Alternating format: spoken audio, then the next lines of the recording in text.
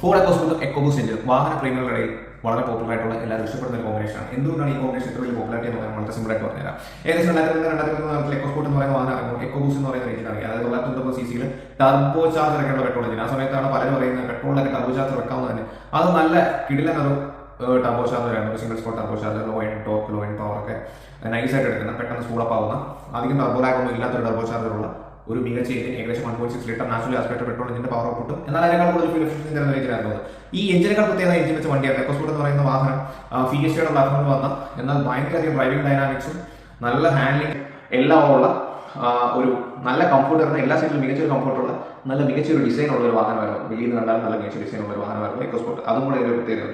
ഈ രണ്ട് കോമ്പിനേഷൻ മികച്ചതായിട്ട് വന്നപ്പോൾ അത് ഇന്ത്യയിൽ ഇറങ്ങിയ ആദ്യത്തെ സബ് കോമ്പാക്ട് എസ്യുവികളിൽ ഒന്നായിരുന്നു ഈ എക്കോസ്പോർട്ട് എന്ന് പറയുന്നത്. അപ്പോൾ ആൾക്കാർക്ക് ആദ്യമായി കാണുമ്പോൾ കിട്ടിയ ഒരു ഇൻട്രസ്റ്റ്, ആ നല്ലൊരു കോമ്പിനേഷൻ, ഇങ്ങനെയുള്ള ഒരു സംഭവം വാഹന ലോകത്ത് ഭയങ്കര പോപ്പുലാരിറ്റി ഈ വണ്ടി കൊടുത്തു.